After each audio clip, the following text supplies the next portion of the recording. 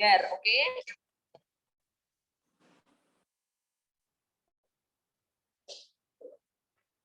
Oke, baik. Saya mulai. Assalamualaikum warahmatullahi wabarakatuh. Selamat pagi. Salam sejahtera untuk kita semua. Shalom, swastiastu, namo buddhaya, salam kebajikan. Oke, alhamdulillah senang sekali saya hari ini Jumat 1 April 2023 bisa bertemu.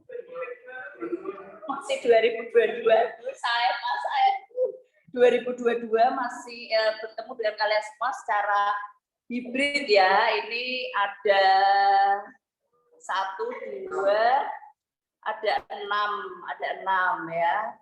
Jadi semalam kami menerima ada petunjuk dan arahan, jadi saya langsung menyampaikan kepada Anda dan mulai minggu ini kita akan lakukan perkuliahan secara hibrid.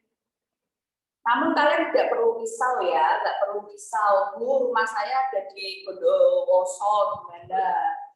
Kalau memungkinkan kalian ke Semarang, silakan ke Semarang. Tapi kalau tidak memungkinkan ya tidak perlu risau. Seluruh materi yang akan saya sampaikan di kelas akan saya berikan, akan saya up juga di Elena. Namun ada perubahan ya, ketika hibrid ada perubahan. Yang sikat dunia tulisannya luring, oke, yang sikat dunia tulisannya luring, maka akan saya panggil secara langsung, gitu ya, akan saya panggil secara langsung dan kehadirannya ya kalau yang bersangkutan itu hadir secara luring ya akan saya anggap hadir, namun apabila tidak ya akan saya anggap tidak hadir. Jadi presensi di Elena tidak berlaku, oke. Mulai minggu ini presensi di Elena tidak berlaku. Jadi Anda yang hadir secara daring, maksud saya tidak berlaku untuk yang statusnya luring. Tapi kalau yang statusnya daring, silahkan tetap absen di Elena.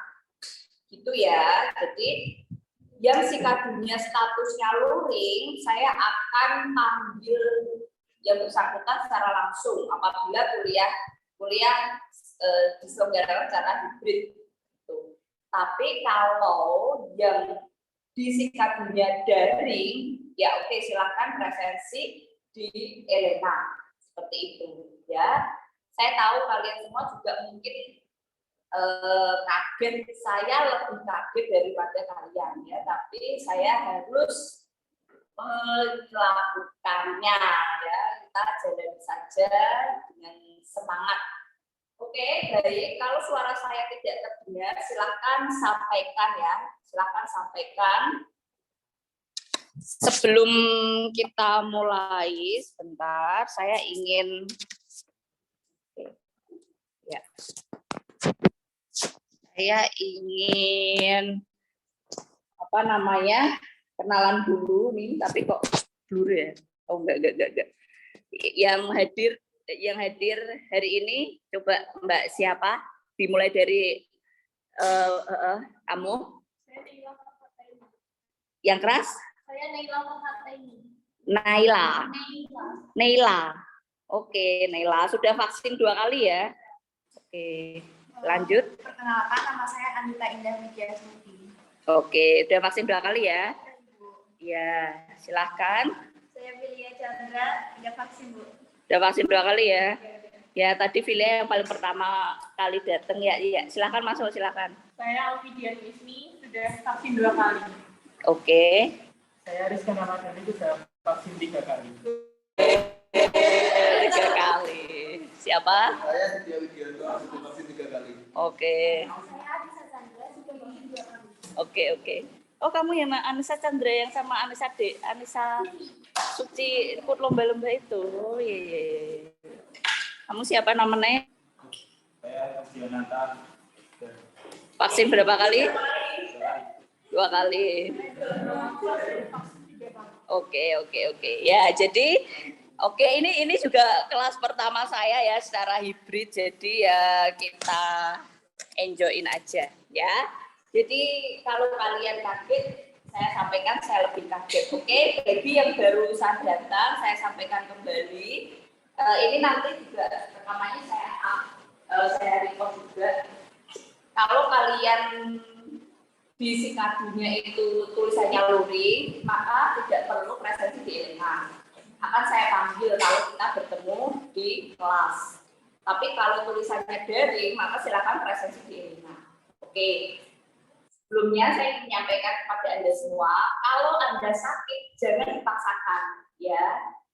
Tadi saya sampaikan kepada Filia, loh kok cuma kamu Filia, malam sudah saya ikutkan. Nanti kalau kita berdua bagaimana, harus ada yang ketiga untuk jadi setannya. Jadi ya saya sampai wah ya mau sih pasti nanti kalau enggak saya marah gitu guys. Jadi tapi kalau sakit baik yang sekarang masih join di Zoom atau nanti mau ke kelas, kalau sakit jangan dipaksakan, oke? Dan saya tidak memakai masker karena alhamdulillah saya sudah booster vaksin 3 kali dan saya dalam keadaan sehat. Kalau saya ngomong, saya rasanya ngap banget, ya karena kan saya pokoknya nggak nyaman gitu ya, ngap banget. Saya juga menyampaikan kepada Anda senyamannya Anda. Kondisi pandemi sepertinya sudah lebih baik. Kalau Anda menginginkan untuk misalnya di dalam ruang pakai, boleh, nggak pakai nggak boleh. Yang jelas pokoknya kalau sehat tidak perlu risau ya. Baik, kalau sakit tidak perlu risau. Oke, baik, saya akan lanjutkan. Kita akan melanjutkan materi yang ini saya review sedikit ya, karena kemarin kan secara asinkron saya harapkan kalian sudah mempelajarinya. Kita akan lanjutkan materinya di jenis-jenis bank. Undang-undang Perbankan, Peraturan Bank Indonesia, serta Peraturan OJK mengatur bahwa bank di Indonesia itu ada 2 jenis. Ya, ada 2 jenis, yaitu yang pertama bank umum dan bank perkreditan rakyat. Oke, jadi kalau Anda mengenal BRI Mandiri itu kan BUMN, kenapa nggak ada jenis BUMN ya di situ? Ingat kembali bahwa BUMN atau swasta itu jenis badan usahanya. Jadi badan usaha seperti yang kalian kenal itu ada PT, koperasi, yayasan, persekutuan komaniter, persekutuan firma, perusahaan perseorangan, itu jenis atau bentuk dari badan usahanya. Namun kalau kita berbicara jenis bank itu hanya ada 2, yaitu bank umum dan bank perkreditan rakyat. Jadi kalau Anda melihat ada bank ABCD di publikasi pamfletnya dia, papan namanya dia itu tulisannya bank ABCD, maka sudah dapat dipastikan diidentifikasi itu adalah bank umum. Gitu. Namun kalau di depan namanya publikasinya adalah BPR ABCD, maka itu sudah dapat dipastikan bahwa jenis banknya adalah BPR. Itu wajib dan merupakan salah satu aturan juga untuk memberikan publikasi namanya harus bank ABCD dan BPR ABCD. Itu wajib sekali untuk dilakukan aturan seperti itu. Nah, kita masuk ke bank umum. Bank umum di sini aturannya ada di Undang-Undang Perbankan seperti yang sudah saya sampaikan. Undang-Undang Perbankan itu masih berlaku ya dua-duanya. Jadi yang tahun 92 maupun yang tahun 98. Jadi Undang-Undang Perbankan 92 dan 98. Yang sekarang bergabung melalui Zoom, PPT ini ada di Elena. Jadi Anda jangan terfokus untuk lihat layar saya, video saya, tapi Anda sembari melihat PPT materi saya yang ada di Elena terkait dengan jenis bank ini. Oke ya, jadi Undang-Undang Perbankan masih berlaku dua-duanya, yaitu 92 dan 98. Kenapa berlaku dua-duanya? Karena tidak semua ketentuan yang ada di 92 itu diubah, diganti dengan aturan yang ada di 98. Jadi kalau Anda pelajari, Anda harus pelajari dua-duanya. Salah satu tugas Anda itu kan melakukan riset online ya, atau kalau memungkinkan Anda mendatangi bank. Nah, di situ Anda bisa ketahui secara langsung langsung komprehensif kegiatan-kegiatan bank itu apa saja. Jadi kemarin kita sudah bahas ya, kalau bank itu menyalurkan dana dari masyarakat, boleh menyimpan dana dari masyarakat, menyalurkannya dalam bentuk kredit. Namun kegiatan yang dilakukan oleh bank itu tidak hanya dua itu saja yang boleh. Jadi bank nggak hanya menyimpan sama memberikan kredit saja. Jadi kegiatannya itu ada banyak ya. Di sini kalian lihat sudah saya uraikan ada 13 ya. Di materi saya itu sudah saya uraikan, jadi ada 13 kegiatan yang dapat dilakukan oleh bank umum. Sekali lagi di sini adalah kegiatan oleh bank umum. Jadi ada menyediakan pembiayaan, melakukan kegiatan aset piutang. Jadi 13 ini sudah malah lebih ya. Ini ada 17 kegiatan yang dapat dilakukan oleh bank umum. Ya, ini pasal 6 dan pasal 7 Undang-Undang 792 dan 1098. Selanjutnya kita masuk, ini ya Lizia materi di minggu keempat kalau saya tidak keliru ya. Jadi saya akan cepat Anda buka dan pelajari. Kalau ada yang kurang jelas silakan kita bisa diskusikan. Nah ini ada larangan yang tidak boleh dilakukan bank umum, ini penting ya. Yang pertama, melakukan penyertaan modal kecuali sebagaimana yang diatur pasal 7 B dan C Undang-Undang 792. Oke, silakan salah satu dari kalian yang bergabung di Zoom ini untuk buka pasal 7 huruf B dan huruf C. Oke, pasal 7 huruf B dan huruf C. Nah, silakan untuk share screen. Silakan untuk share screen pasal tersebut yang kalian miliki undang-undang itu di Zoom. Oke, yang memungkinkan bisa share screen dengan laptop dan membacakan pasal 7 B dan C, silakan untuk langsung share screen dan open mic aja. Melakukan penyertaan modal, melakukan asuransian, melakukan usaha lain di luar kegiatan usaha sebagaimana yang dimaksud pasal 6 dan pasal 7. Jadi di sini larangannya kok ada mention pasal 6 dan pasal 7. Oke, siapa yang bisa share screen yang di sini? Yang pakai laptop, Mas Adi. Di Elena ada undang-undangnya, silakan. Mas Asraf atau siapa?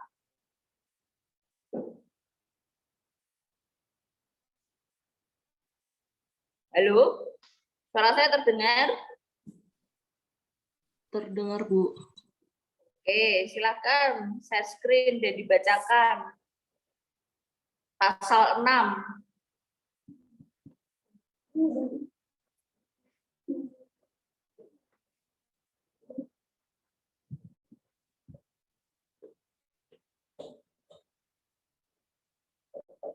Ya, silakan.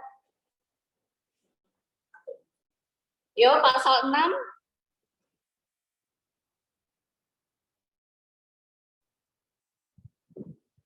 Mbak Anissa.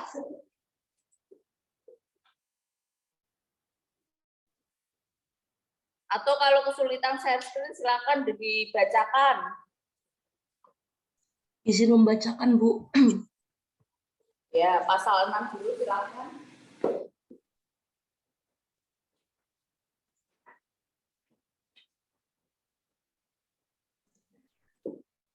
Pasal 6. Usaha bank umum meliputi A. Menghimpun dari masyarakat dalam bentuk simpanan berupa giro, deposito berjangka, sertifikat deposito, tabungan, dan atau bentuk lainnya yang dipersamakan dengan itu. B. Memberikan kredit. C. Menerbitkan surat pengakuan hutang. D. Membeli, menjual, atau menjamin atas resiko sendiri maupun untuk kepentingan dan atas perintah nasabahnya. Yang pertama, surat-surat wesel termasuk wesel yang diakseptasi oleh bank yang masa berlakunya tidak lebih lama daripada kebiasaan dalam perdagangan surat-surat dimaksud. 2. Oke, ya. Ya, terima kasih. Jadi larangan dan kegiatan bank umum ini secara detail diatur di dalam Undang-Undang Perbankan. Jadi Anda silakan nanti merujuk ke undang-undang tersebut.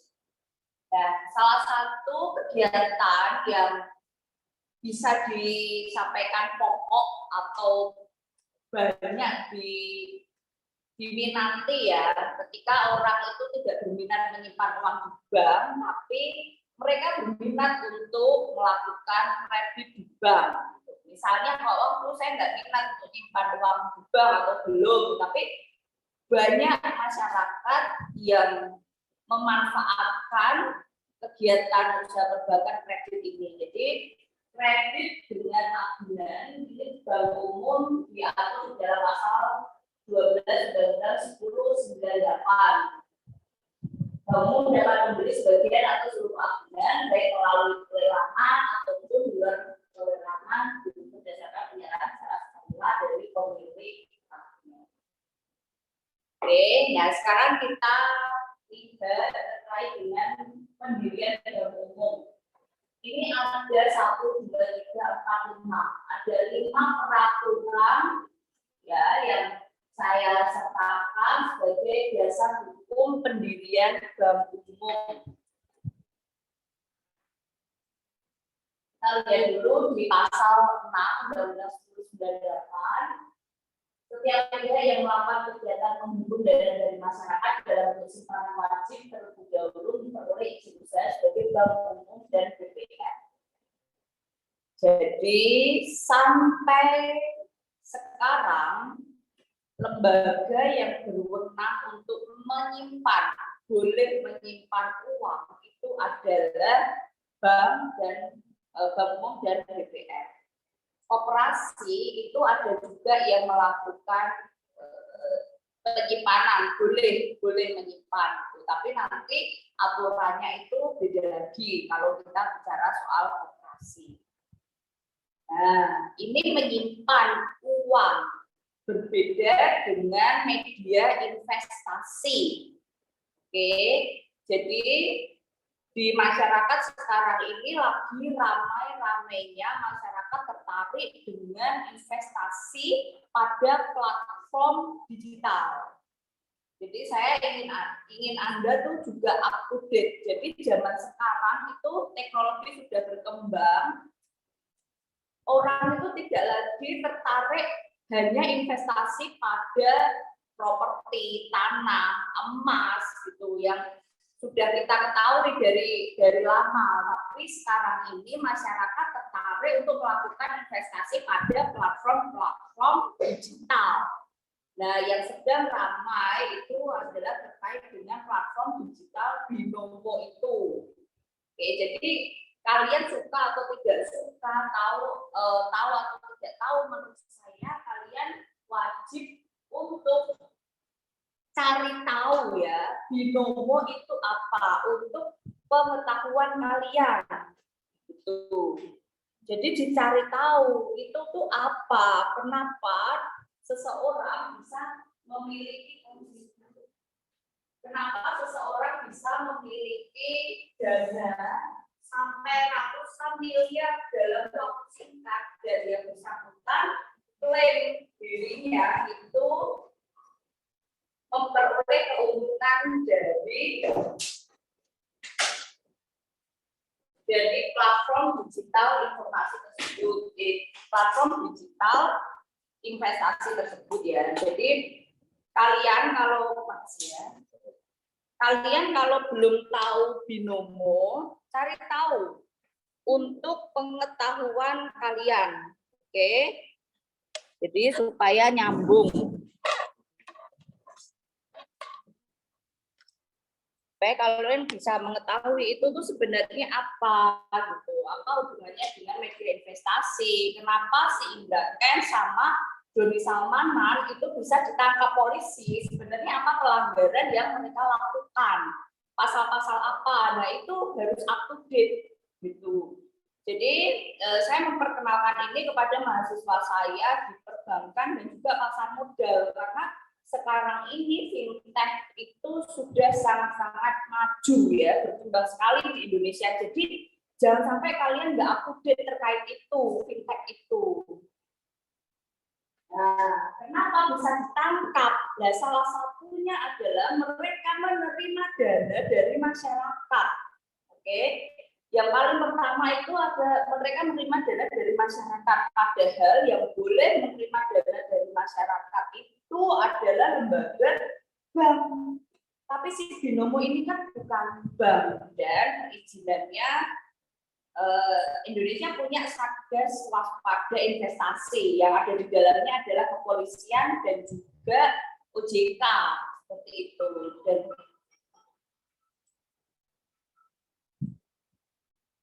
Satgas Waspada Investasi yang di dalamnya itu OJK dan juga kepolisian. Jadi Binomo itu yang pertama menjaring dana dari masyarakat, tidak memiliki izin dari lembaga-lembaga terkait OJK seperti itu. Lalu banyak sekali pelanggaran ya terkait dengan kegiatan usaha yang dilakukan. Jadi di sini di pasal 6 itu pendirian bank harus memiliki izin usaha. Menariknya kita sudah memiliki OJK, namun izin usaha kalau buat bank di Indonesia, kalau kalian membuat bank di Indonesia, BPR itu izinnya masih menjadi wewenang dari Bank Indonesia. Jadi harus ngurus izin ke Bank Indonesia karena bank BPR itu tidak gampang ya, tidak gampang. Nah, di sini ada susunan organisasi, pemodelan, pemilikan, keahlian. Bentuk badan usahanya tidak boleh CV, persetujuan firma, seminimalnya adalah perseroan terbatas. Jadi badan hukum ya, koperasi, lalu kemudian perusahaan-perusahaan yang dimiliki oleh daerah. Jadi tidak boleh persetujuan firma, persetujuan perdata, persetujuan komandan. Tahapan untuk pendirian bank umum ini ada 2 tahap, yaitu lurus dulu namanya persetujuan prinsip. Lalu kalau lolos ke step berikutnya izin usaha. Nah, ini mengacu pada peraturan Bank Indonesia nomor 11/1 PBI 2009 tentang bank umum. Jadi kalian bisa lihat. Nah, pertama persetujuan prinsip lalu dilanjutkan ke izin. Modal minimal yang di store itu adalah minimal 3T ya.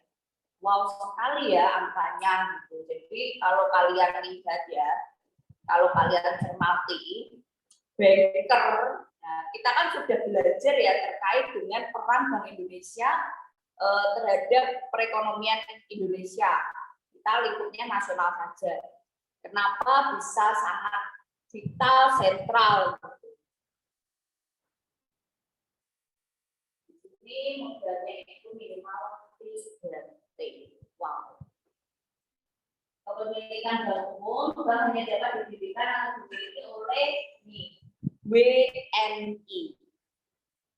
Bu, kok di Indonesia itu ada Citibank, ada Hana Bank dari Korea, ada Citibank dari US, ada DBS dari Belanda. Itu mereka kok bisa sih di Indonesia, padahal di sini pendirian bank umum itu kan wajib BNI. Mereka tidak mendirikan bank, tidak perlu mengurus izin di Indonesia, mereka itu cabang. Jadi kantor cabang dari Hana Bank, dari Citibank, dari si bank-bank asing tersebut gitu. Jadi Indonesia memperbolehkan bank asing untuk melakukan kegiatan usahanya membuka cabang di Indonesia. Jadi tidak hanya bank nasional saja yang dari Indonesia, tapi juga bank asing. Mereka itu adalah bank asing. Jadi kita itu terbuka terhadap bank asing. Oke, lalu kemudian kepemilikan dari BNI. Nah, ini persyaratan untuk mendapatkan persetujuan prinsip tadi.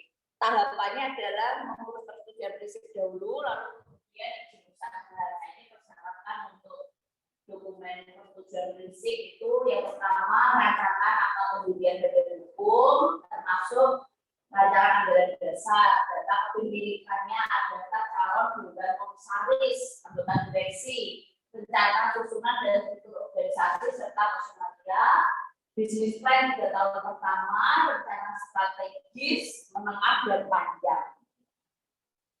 Ya, lalu juga ada pedoman manajemen risiko, sistem prosedur kerja, bukti setoran modal, paling kurang 30% dari 3T. Berapa ya? Surat pernyataan tidak berasal dari dana persetujuan pencucian uang, tidak berasal dari pinjaman atau fasilitas pembiayaan dari apapun. Jadi modalnya tidak boleh ngutang dan tidak harus dibuktikan bahwa bukan hasil dari pencucian uang. Ya, silakan masuk. Setelah, saya nggak masuk. Ada tangan sekarang atau?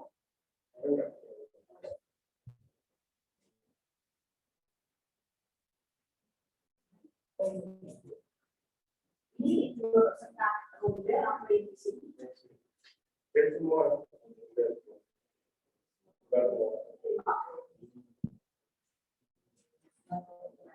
Satu sudah dapat dimakan, sudah dapat disebut. Dan normal. Amin.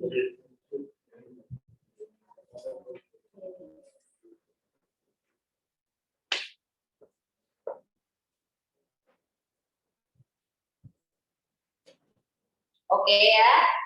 Jadi di sini setelah mendapatkan persetujuan prinsip dokumen-dokumen yang ada 10 tadi, setelah di ACC oleh BI, baru boleh melanjutkan ke proses izin usaha. Dokumen-dokumen sebanyak itu wajib dipenuhi dan minimal modal 30% dari 3T itu juga wajib.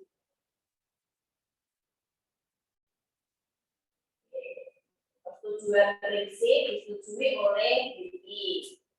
Nah, namun ini pasal 9 PBI 2019 itu kemudian ada update ya. Jadi perkembangannya ini saya sampaikan perkembangannya saja.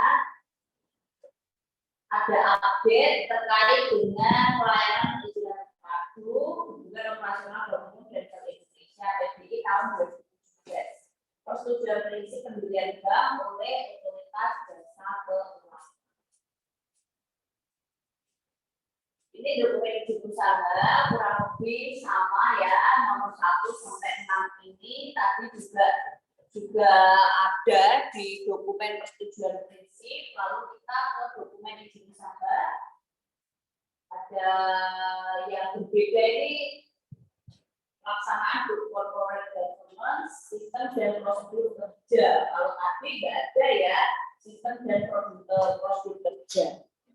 Nah, kalau pada persetujuan prinsip tadi modalnya minimal 30% harus di-store. Ketika mulai mengurus izin usaha, modal itu harus lunas. Jadi ada bukti pelunasan modal di-store fotokopi ya.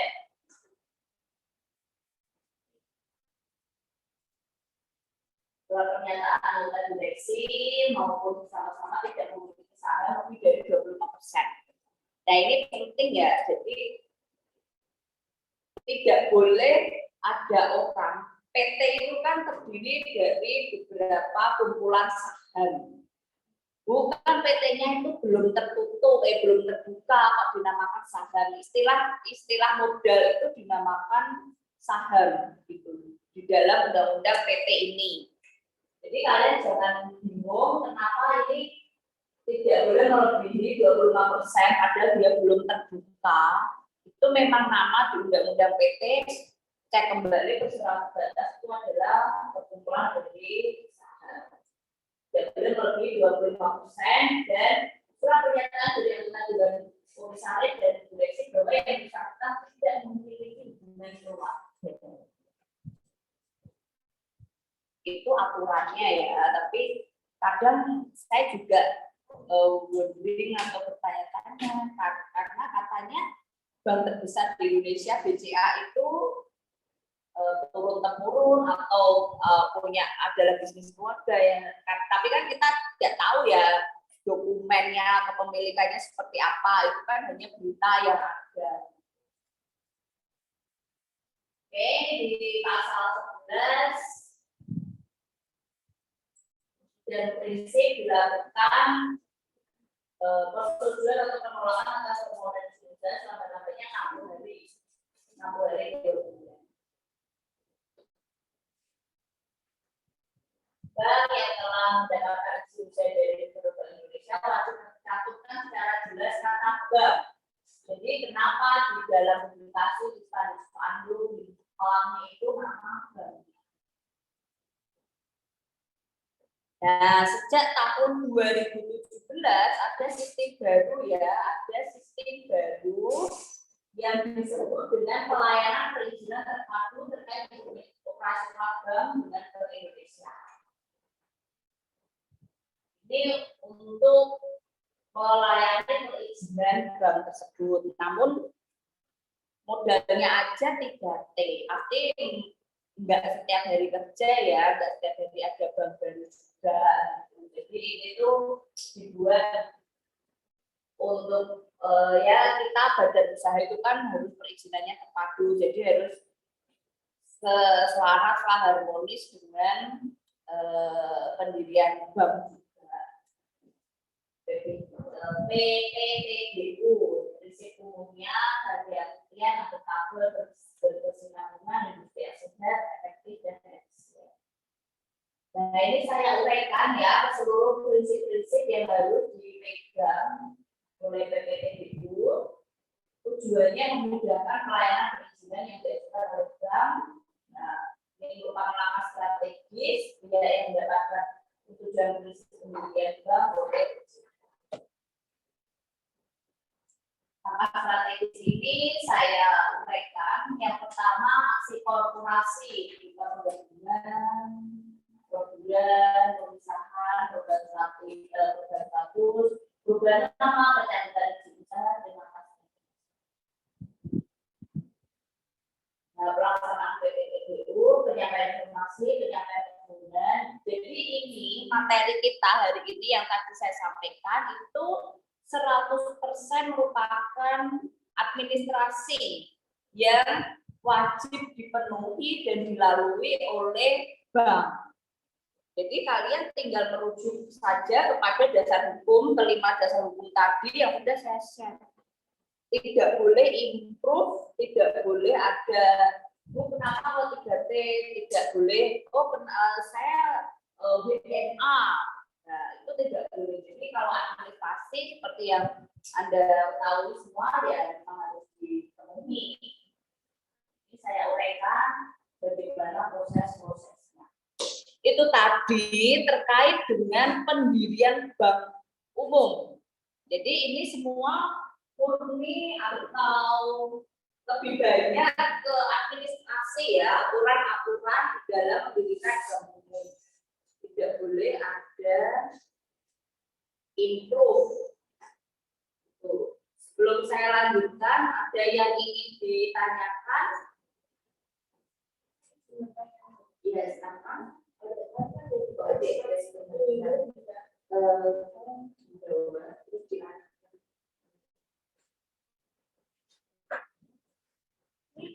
Dicabut aja.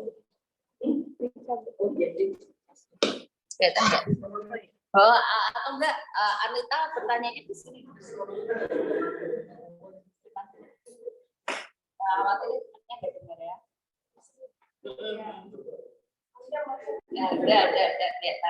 Saya ingin bertanya, ya. sempat menyinggung terkait dengan bank luar negeri yang mendirikan cabang di Indonesia. Nah, pertanyaan dari saya, apa sih motivasi dari Bank Luar Negeri tersebut mendirikan Bank Indonesia dan apa sih benefit bagi negara Indonesia? Oke, ya. Oke, terima kasih. Kalau menurut Mas siapa? Dia. Aditya. Oke, coba Mas Aditya bisa ke sini. Tadi mendengar pertanyaan dari Mbak Anita, Mbak? Oke, kalau menurut Mas Aditya sendiri seperti apa? Tentang Ya, jawaban dari pertanyaannya Mbak Anita.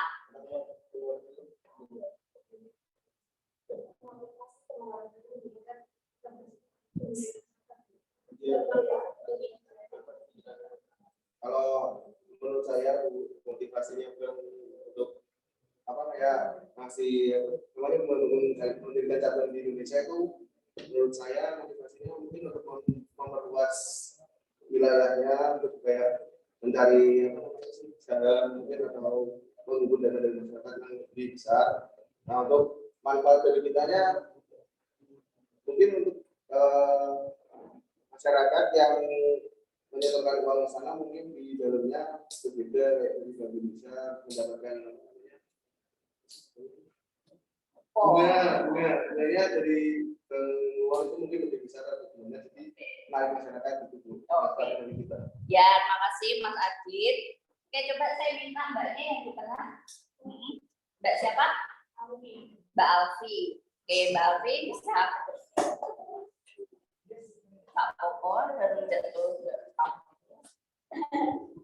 menikmati hari terakhir sebelum. Oke. Menurut saya motivasi yang pertama itu untuk usaha. Terus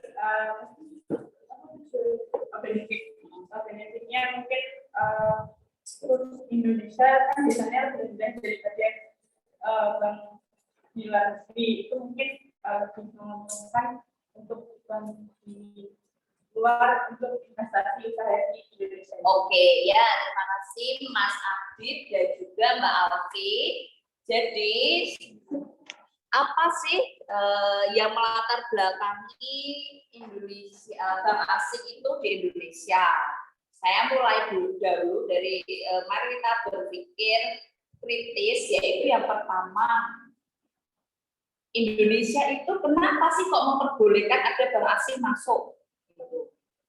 Gitu. Coba misalnya kalian kembangkan imajinasi kalian tentu saja berdasarkan analisa ya keilmuan. Kenapa kok Indonesia itu boleh bank asing itu masuk? Gitu. Kenapa kok boleh dan apa sih benefitnya kalau tidak boleh? Sebenarnya kan boleh aja boleh aja negara Indonesia itu nggak memberikan izin. Kalau kita lihat plus dan minusnya, itu banyak plusnya. Jadi pengambilan suatu kebijakan itu pasti ada pertimbangan ya. Kita sebagai negara yang berdaulat memiliki kebijakan penuh terhadap perekonomian kita. Jadi mau dibuka, mau ditutup itu sepenuhnya hak kita. Namun pertimbangan itu ada positif dan minusnya.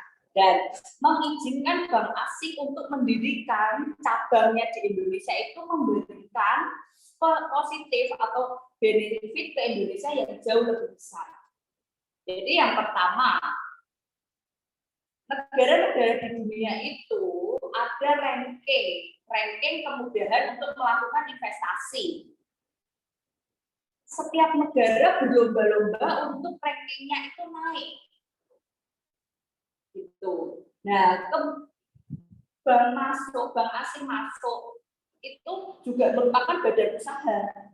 Itu memberikan dampak ke ranking kita dari kemudahan berinvestasi. Jadi kalau ada negara asing buat cabang di Indonesia, buat pabrik di Indonesia, atau kegiatan yang ada di Indonesia, itu banyak benefitnya buat kita. Jadi bukan mereka mau menjajah kita atau menguasai negara kita, itu jangan dimaknai seperti itu. Tapi kita harus move seperti halnya kalian ya. Kalian saat ini memang temenan satu sama lain. Gitu. gitu ya, kalian sebagai teman gitu, menjalin pertemanan gitu. Nanti setelah kalian lulus dan menghadapi kehidupan nyata, yaitu beraktualisasi.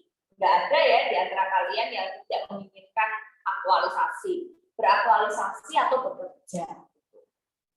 Nah, itu nanti kalian merasakan tuh yang namanya kompetitifnya itu seperti apa. Nah, ketika kalian memasuki sebuah area misalnya, kalian bisa merasakan sulit sekali ya di sini kompetisinya, atau mau masuknya susah. Para investor, pemilik modal di dunia itu juga merasakan demikian. Mereka pasti akan memilih negara-negara yang memberikan perizinannya itu dengan mudah. Makanya kita ada undang-undang cipta kerja untuk melakukan integrasi perizinan secara terpadu untuk mempermudah iklim investasi itu. Jadi yang pertama itu bisa menaikkan grade rating kita tuh di dunia, Indonesia sebagai negara yang bisa dikatakan ramah terhadap pemodal asing untuk investasi, ramah secara perizinan dan sebagainya. Itu juga yang merupakan faktor kita bisa masuk ke G20, satu-satunya negara di Asia itu yang bisa masuk di G20. Itu tidak mudah ya. Tahun ini Indonesia menjadi tuan rumahnya. Jadi yang pertama itu memberikan kemudian berinvestasi untuk siapapun di dunia. Lalu yang kedua, keutamaan berikutnya tentu saja membuka lapangan kerja. Jadi yang kerja itu tidak semuanya orang dari Citibank dari Amerika terus diimpor sini, tidak. Karena pasti kos standar biayanya mereka ingin sesuai.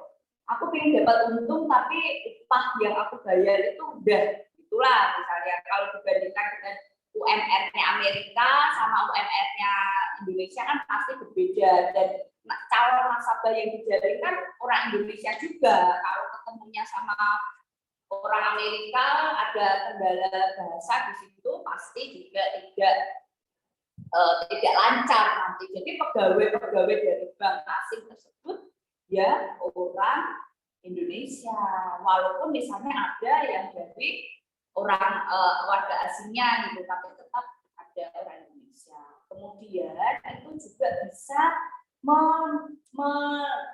menaikkan atau menstabilkan nilai rupiah kita. Jadi nanti ada perputaran tuh rupiah dan kemudian ditukar dengan dolar atau mata uang dari negara tersebut. Jadi benefitnya itu sangat besar bagi negara kita. Oleh karena itu, Indonesia sangat membuka siapapun pemodal asing dari luar negeri mau berinvestasi di Indonesia, membuka usahanya itu termasuk berinvestasi kan. Dia buka cabang, dia harus sewa gedung, dia hire orang dulu, itu pasti dia ada kalkulasi. Itu kita terbuka gitu, siapapun. Jadi saya sempat mendengar atau membaca gitu, misalnya ketika presiden kita ke luar negeri dalam forum-forum internasional, lalu kemudian ayo pada datang ke Indonesia untuk berinvestasi, itu dimaknai menjual negara kita gitu, dalam tanda petik. Kok bisa dimaknai seperti itu ya, padahal masuknya asing ke negara kita, usaha-usaha itu akan memiliki dampak perekonomian yang besar. Tesla yang buat pabrik, berencana buat pabrik di Indonesia tidak jadi, akhirnya pindah ke India, itu juga merupakan kerugian pasti gitu, dan yang lainnya. Jadi itu dampaknya besar sekali terkait dengan hadirnya bank asing di Indonesia. Kalau dari kalian terkait dengan materi pendirian bank umum, jadi materi minggu keempat ini sudah selesai, saya ke materi berikutnya. Ada yang ingin ditanyakan, silakan. Yang di Zoom. Oke, kalau nggak ada, ini Filia mau saya izin bertanya. Oke, ya silakan Mbak Yulia. Baik Bu, tadi itu sudah Bu Ayub jelaskan terkait pendirian bank umum, minimal itu dengan modal 3 miliar. Nah, sebenarnya 3T, modal 3 triliun. 3T iya Bu, ya 3T. Nah, untuk 3T itu sendiri itu pure untuk modal aktivitas keuangan, misal seperti nanti ingin memberikan kredit ke nasabah, atau 3T itu juga termasuk misal pendirian bangunan dari bank itu sendiri. Begitu Bu. Oke, ya. Oke, terima kasih pertanyaannya.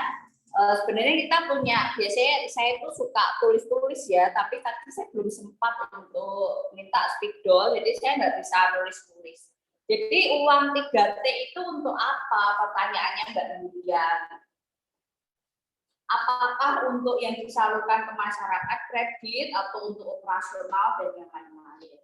Jadi ketika kita memiliki sebuah usaha, badan usaha, perusahaan, itu sebenarnya kalau berbicara angka, ahlinya tentu saja para akuntan ya, yang harus punya persentase-persentasenya. Jadi modal itu tidak sepenuhnya digunakan untuk menyalurkan kredit, dan modal itu tidak boleh habis. Jadi harus ada perputarannya. Jadi modal 3T itu nggak boleh dihabiskan untuk misalnya bangun gedung atau sewa, oh ini untuk bayar karyawan, itu nggak boleh. Gitu. Jadi ada persentase modal harus tetap diendapkan sebagai modalnya, lalu kemudian digunakan untuk dana-dana darurat, cadangan seperti itu.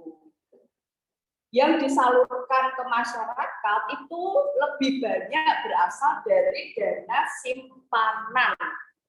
Jadi dana yang disimpan di bank itu ya disalurkan kembali ke masyarakat. Lebih banyaknya itu bunga yang diberikan kepada nasabah, operasional, itu prosentase-prosentasenya secara detail dari pihak keuangan atau akuntan dari bank, ya jelas tidak boleh dihabiskan semuanya.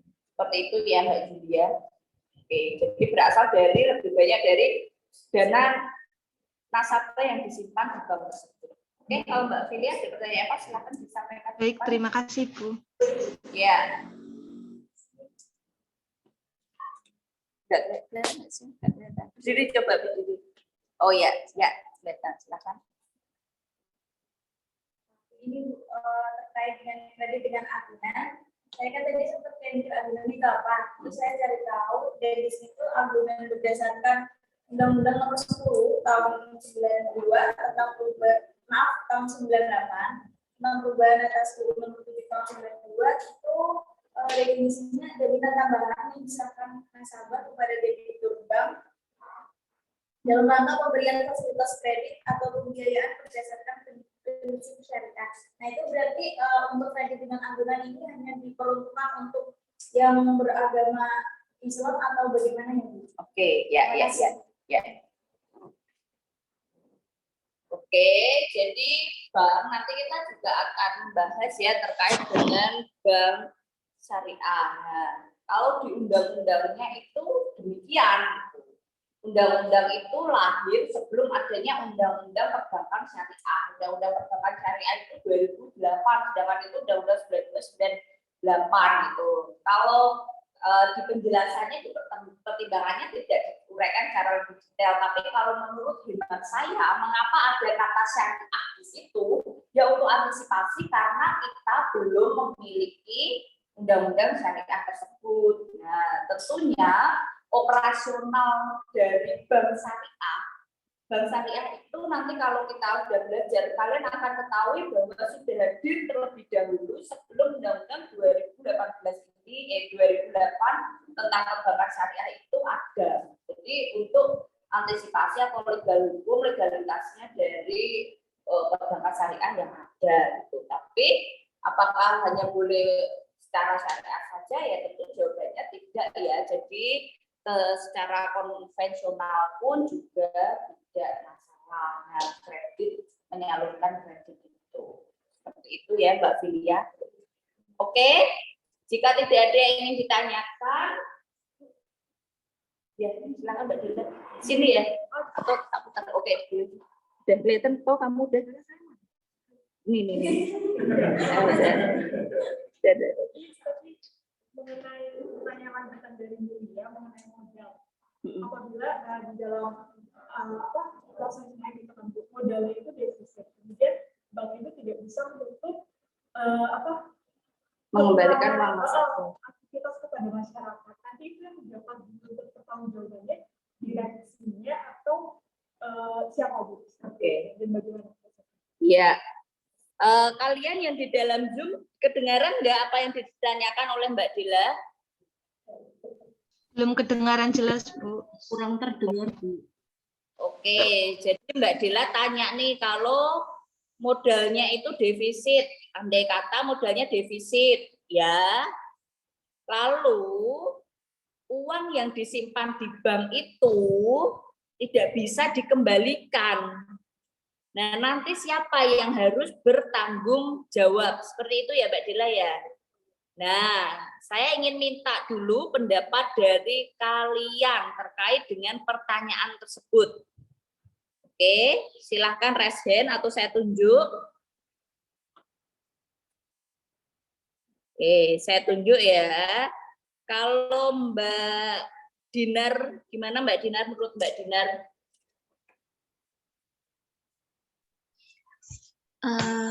Kurang paham pertanyaannya, Bu.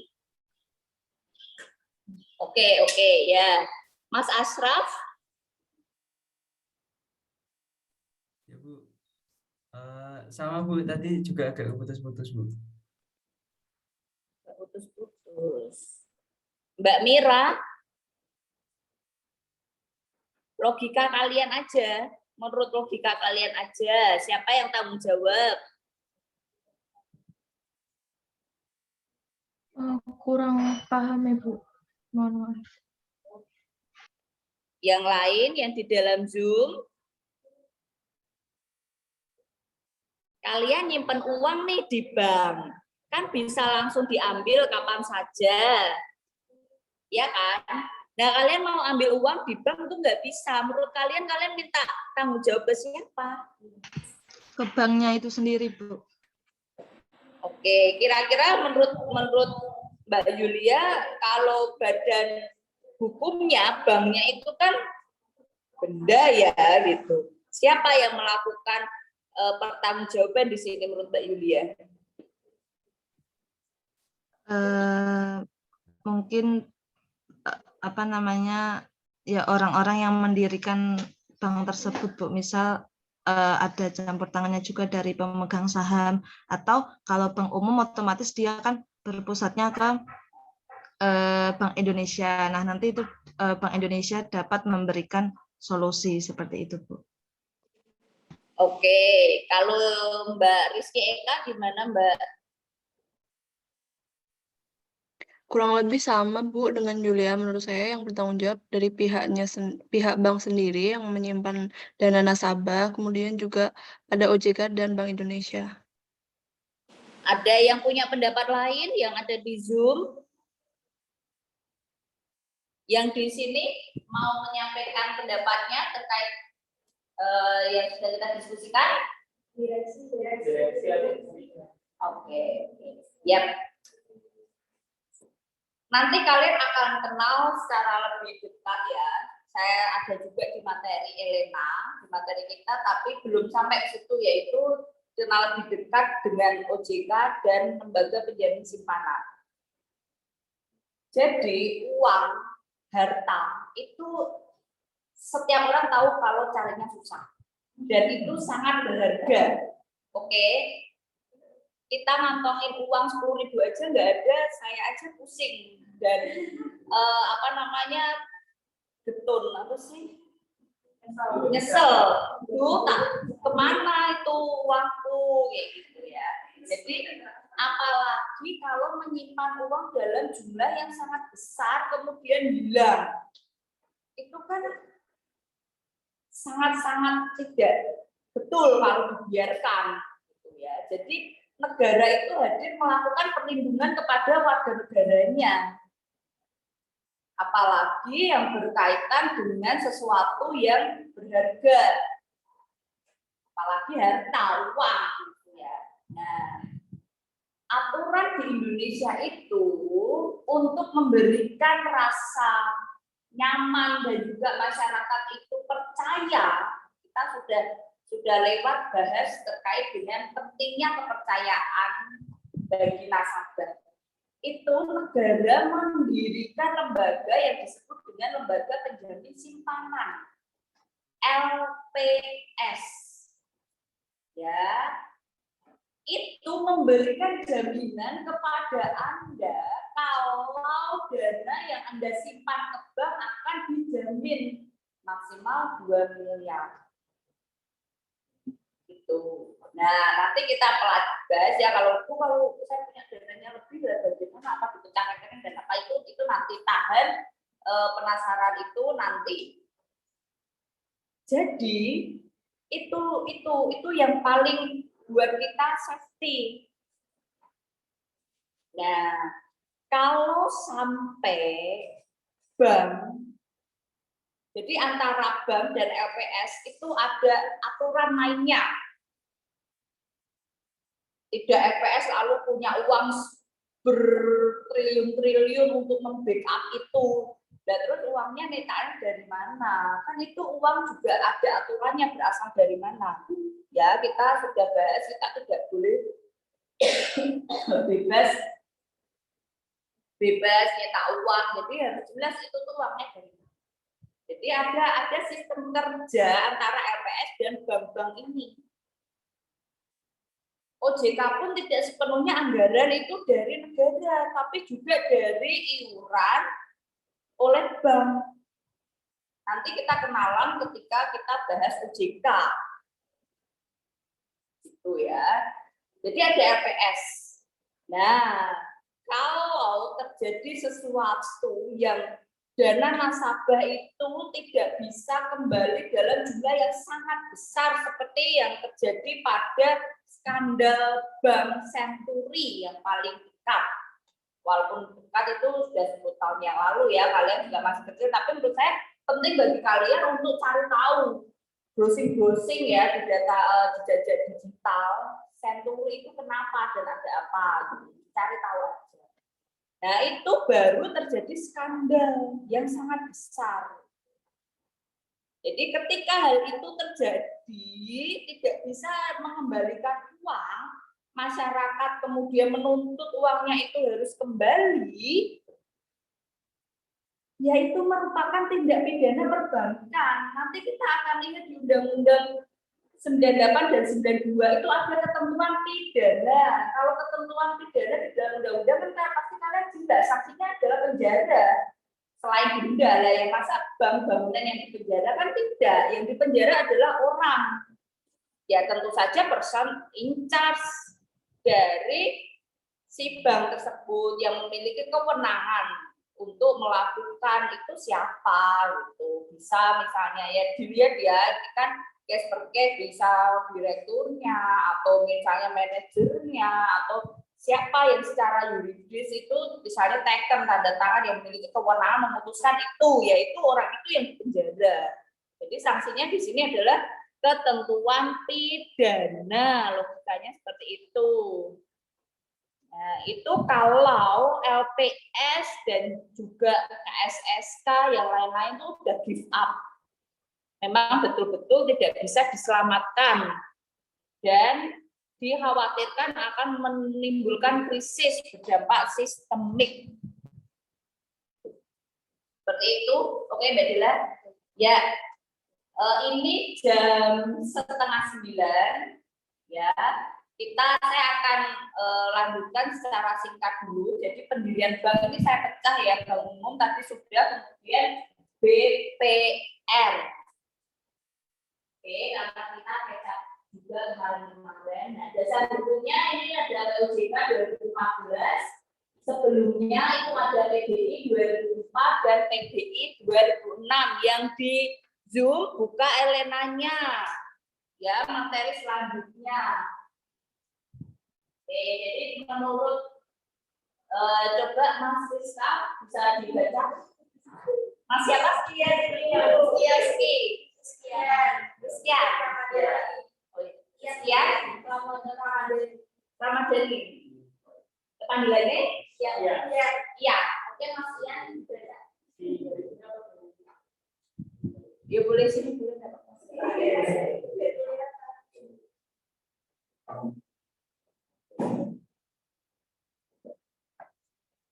Bank Perkreditan Rakyat yang Kamu sini nggak kelihatan? Bank Perkreditan Rakyat yang selanjutnya disebut BPR yaitu bank yang melaksanakan kegiatan usaha secara konvensional yang dalam kegiatannya bisa memberikan jasa dalam lalu lintas pembayaran sebagaimana dimaksud dalam Undang-Undang mengenai perbankan pasal 1 ayat 1 POJK nomor 20 garis miring POJK tidak melakukan dari 2012. Oke, ya, makasih ya. Ini aturannya ya secara yuridis BPR itu seperti apa? Yuk, coba kita lihat. Konvensional. Bu, kok saya pernah lihat di plan itu BPRS, ya itu aturannya nanti beda lagi. BPR yang Perkreditan Rakyat secara konvensional dan dalam kegiatan tidak memberikan jasa dalam lalu lintas pembayaran. Tidak memberikan jasa dalam lalu lintas pembayaran. Badan hukumnya sama seperti bank umum, jadi minimal PT, koperasi atau perusahaan daerah.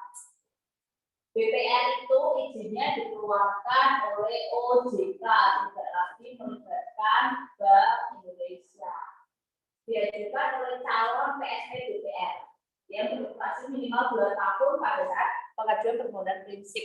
Jadi ini bedanya ya antara BPR dan bank umum. Kalau bank umum itu tidak boleh melakukan kegiatan apapun sampai turunnya izin usaha. Tapi kalau BPR seperti ada apa ya saya menyebutkan barangkali seperti embrio. Jadi ada PSP dari BPR harus ada dulu berdiri dulu selama 2 tahun. Itu yang menjadi syarat untuk pengajuan persetujuan prinsip. Nah, modal BPR ini lebih murah ya, sangat-sangat berbeda dengan bank umum. Makanya jumlah bank umum di Indonesia itu tidak banyak karena yang punya modal 3T itu juga barangnya kan juga sangat tinggi modelnya. Nah, BPR ini modalnya adalah 14M kalau di zona 1, 8M di zona 2, di zona 3 itu 6M. Ini adalah wilayah. Jadi kalau mau buat BPR di Semarang beda aturan dengan buat BPR di misalnya daerah kalian mana? Kalimantannya mana? Barat. Singkawang. Oke, yang lain? Oke, Jepara. Beda.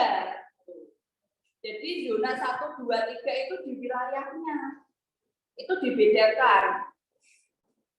Ya, buat BPR di Semarang sama buat BPR di Purwokerto itu beda. Ada aturan seperti ini, Bu. Kenapa? Dasarnya apa? Pertimbangannya ya seluruhnya kalau kita bahas terkait badan usaha itu mereka badan usaha itu semuanya orientasinya kan ke profit, ke laba. Mereka memang demikian. Nah, prospek dari suatu daerah, prospek yang bank lakukan ketika buat usaha, mereka kan pasti uji pasar dulu seperti apa. Nah, itu tentunya di Semarang dengan di Purwokerto, Semarang dengan di Cilacap itu ya berbeda, bukan bermaksud untuk rasis atau bagaimana, tapi memang perkembangan perputaran uang yang ada di daerah tersebut itu berbeda. Jadi pemerintah memberikan kemudahan melalui pembagian zonasi untuk penentuan modal. Jadi kalau punya 6M dan bisa buat BPR. Tapi harus ini malah 4M di zona 4. Jadi potensi ekonomi lebih tinggi. Ini bahasa secara Indonesia adalah potensi ekonomi lebih tinggi. Tapi bisa dimaknai atau ya perekonomian di daerah tersebut itu seperti apa. Ini minimal 50%, kalau tadi bank umum itu 30%, ini 50% harus di store.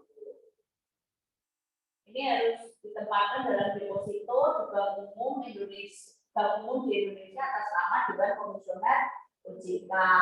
Jadi ini secara administratif ya, uangnya harus ditempatkan di situ sebagai jaminan supaya si BPR-nya bisa beroperasi, negara bisa memberikan perlindungan juga. Tahap izinnya ada ujian prinsip, lalu kemudian jadinya ujian prinsip ini sama ya seperti tadi Bank Umum juga ada daftar calon komisaris, dewan komisaris, sama juga tidak berasal dari pinjaman. Nah, permohonan prinsip paling lambat 40 hari kerja, jadi ada batas waktunya. Ya, biar yang sudah menjalankan DPR harus melakukan presentasi dan memberikan penjelasan kepada OJK mengenai analisa potensi dan kelayakan biaya sumber dana, rencana kerja pendirian, serta kemampuan keuangan dalam rangka memelihara solvabilitas dan integritas. Nah, ini secara administrasi dokumen-dokumen izin usahanya saya skip saja, nanti Anda bisa lihat karena ini adalah administratif sekali, mulai dari foto gedung itu sudah diatur ya. Jadi karena di BPR itu harus ada PSP-nya dulu selama 2 tahun. Jadi foto gedung, kalau NPWP, daftar aset. Nah, paling lambat 40 hari kerja juga, izin usaha itu harus ada outputnya, apakah diterima atau diperbaiki atau ditolak. BPR yang telah mendapatkan izin wajib mencantumkan bentuk badan hukum dan kata BPR di dalam publikasi-publikasinya. Jadi ini itu diatur. Setiap BPR wajib memiliki transkrip satu pemegang saham dengan ketentuan misalnya 25%. Nah, ini yang dilakukan. Ini semua terkait dengan ketentuan administratif dan operasional dari BPR. Silakan nanti dibaca kembali yang ada di Zoom maupun yang ada di sini lebih jelas. Oke. Ya itu ya sedikit tentang atau pengantar materi kita terkait dengan BPR. Silakan dibaca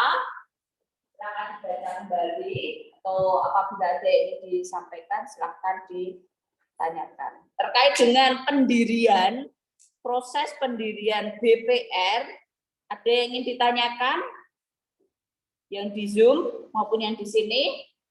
Oke, jika cukup, kuliah akan saya cukupkan. Saya akan melakukan presensi dahulu.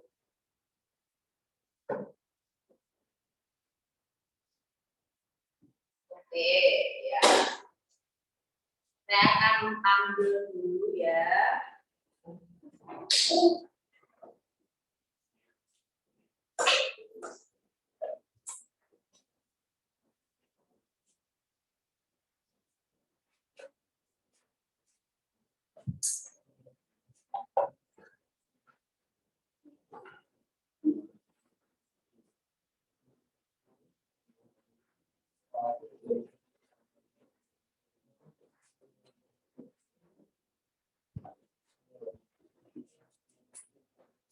Isan. Hadir, Bu. Ya. Aldi Doviona.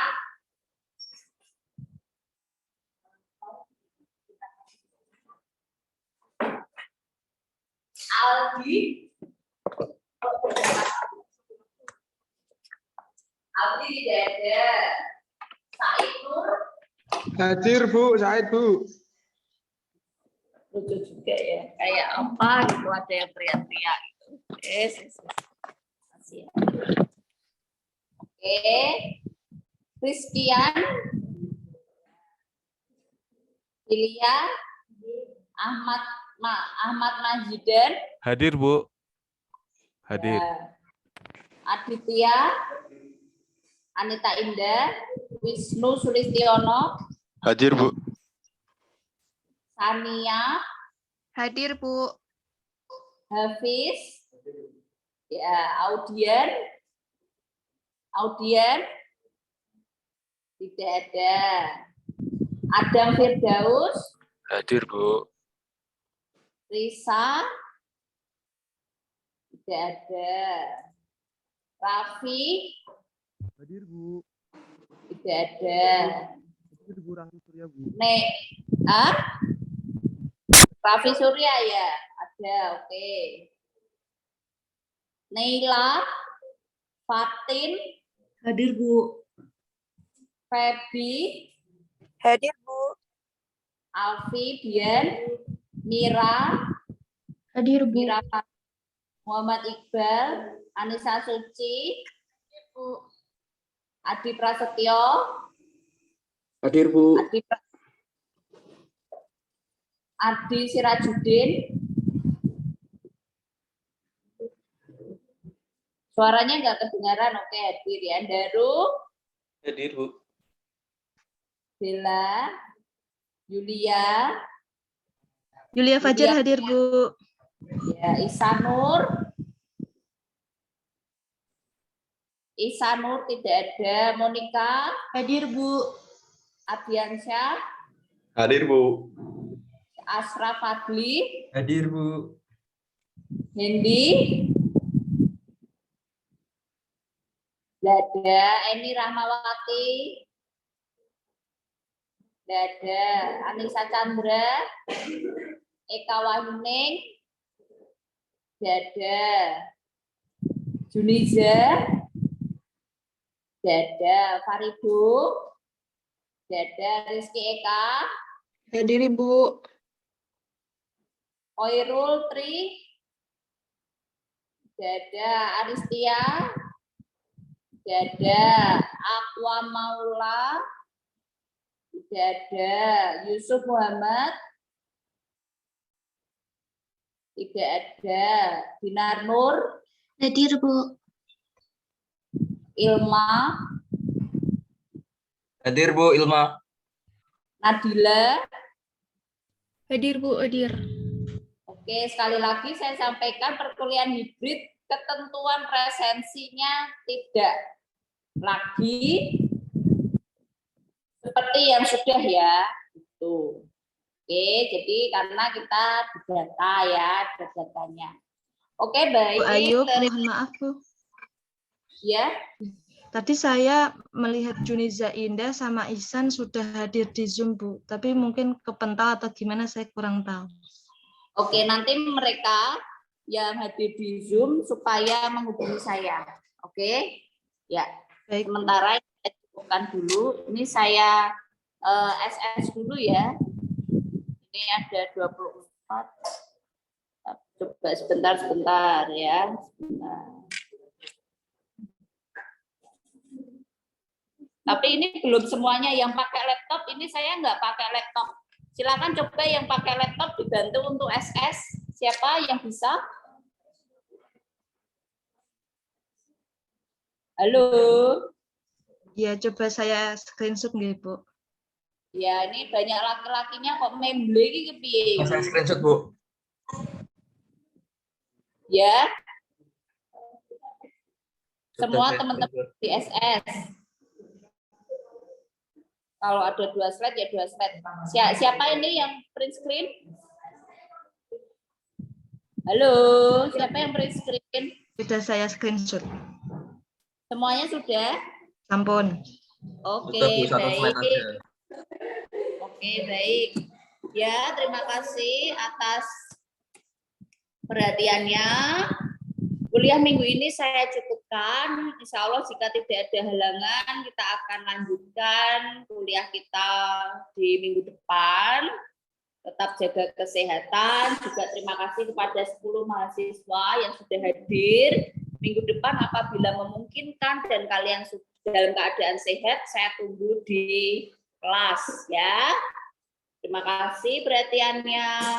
Wassalamualaikum warahmatullahi wabarakatuh. Selamat pagi semuanya. Waalaikumsalam warahmatullahi wabarakatuh. Terima kasih, Bu. Terima kasih, Bu.